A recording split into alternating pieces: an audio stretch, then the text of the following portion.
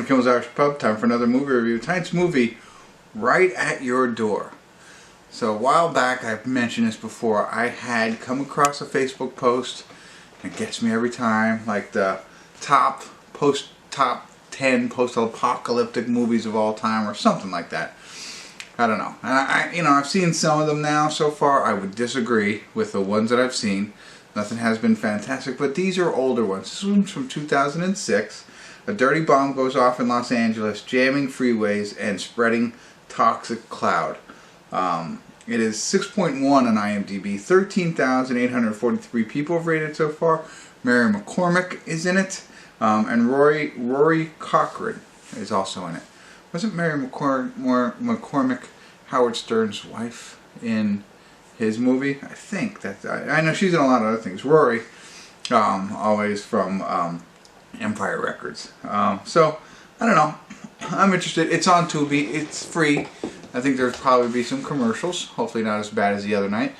An hour and 35 minutes long. So good school night movie. So hopefully it's good. I'll get into it. I'll let you know. A little older flick, but we'll see. Stick around. I'll be back.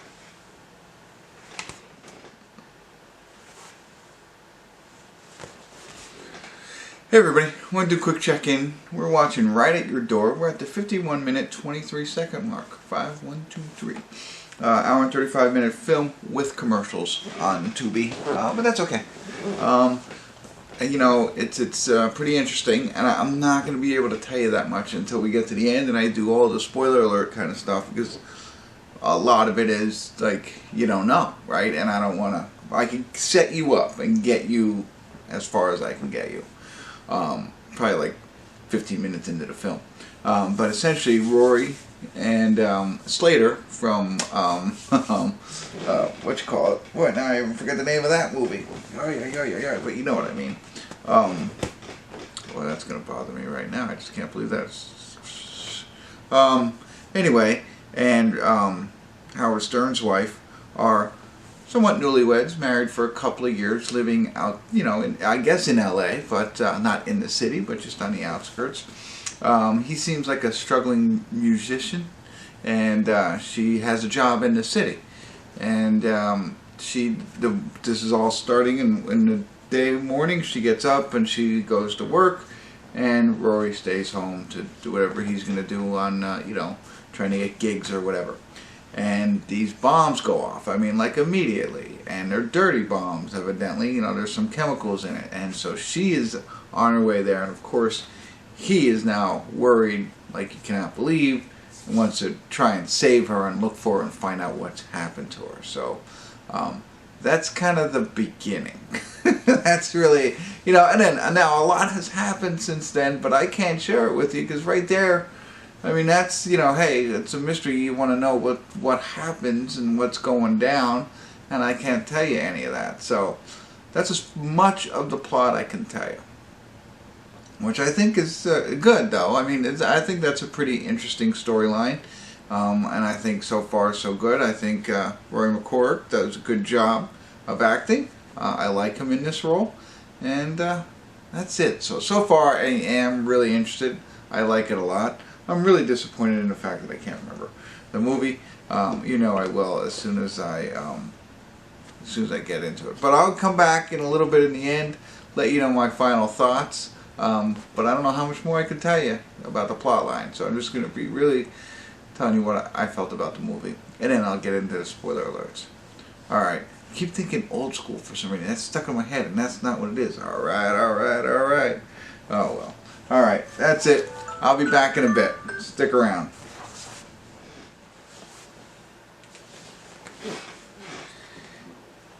Excuse me. We're at the credits of Right at Your Door, and I tell you what, I really liked it in the beginning. It was interesting. It was I don't know. It kept me thinking a lot. And I meant to say this last time. It was really like, what would you do? Situation. You put yourself in the situations of any of the characters that are in this movie, and you think to yourself, what would you do? You know what I mean? How would you react and all that kind of stuff? So it's really good for that kind of stuff if you're in a situation, Not that it's that far off either. Something like this could actually happen. And then, you know, the way that I guess the government reacts, like, you know, a lot of that stuff is just like, man, just imagine that, you know, not knowing anything kind of stuff. And what you see from this. So it is really, I think, almost real. It feels that way. 2006, and here we are. I thought it was really good. I thought it was well acted, and then I'm watching it, and it got to a point where I was preparing myself. I had a look at, I paused, I looked, and I was like, how much time is left? There's like 10 minutes left. I was like, okay, it seems like the last 20 minutes, you know, kind of went downhill. That's not the case. That's what I was going to say. So, make it all the way through the film. It doesn't do that. It starts off, it hits a little bit of a lull, I'll say, but stick with it.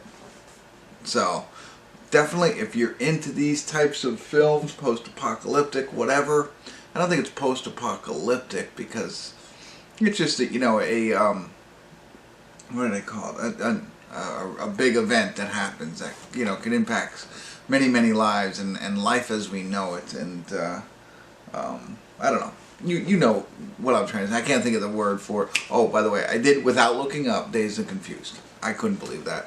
So, you know, it reminded me of Smiley Face. I remember the Smiley Face. So, anyway, so that's what I got for you. Worth the watch. Very intriguing. And with that all said, 6 or 7. I liked it that much. I thought it was so well done. I'll probably throw a 7 on this one. And now what I'd like to do, if you haven't seen it yet, you don't want to hear any more, I'm not going to spoil it for you. But I will talk a little bit more openly about the movie that might spoiler a little bit of it. So, so spoiler alert, spoiler alert, spoiler alert. If you don't want to hear any more about this movie, go ahead and move on to another review at this point. But, okay, spoiler alert. So there. Anyway, so the thing about this, so, you know, we know his wife returns home, and he barricades himself in the house and leaves her outside. Like, that's the first opportunity to be like, what would you do if your wife was trapped outside? Would you let her in? Now, there's another piece of, you know, variable in there with the helper guy in there, or the handyman in there as well. You're putting his life at risk. Okay? But, you know what I mean? Like, that whole, what would you do? How would you feel if you were the significant other on the outside looking in? You know, realizing that if you go in there, you could be putting your other partner at risk. Would you be sane enough to be like that? Or, you know, and then what would you do in this situation? How would you get help? There's no phone lines. Nothing's working. You know what I mean? Like, all of that kind of stuff. Really, I thought it was pretty interesting. Now, the ending, I kind of like what they did. I'm not sure I get it 100%. Like, you're just going to say that it just cooked in there? Is that what happened? You know, again, I'm not spoiling it for you, but you understand what I'm saying. If you've seen it, I don't know. But I like it. You know what I mean? It works out for me. You know, I think it's okay. I just don't completely connect the dots. I needed a little bit more. It was hard to understand. But I think I knew what they said. I just thought, I don't know, something else to really wrap that up, that turn of events. So, all right, that's it. That's all I got for you. Thanks for sticking around. I wanted to talk a little openly, and I'm glad you stuck with me. So, thanks for tuning in. Kimmel's Irish Pub.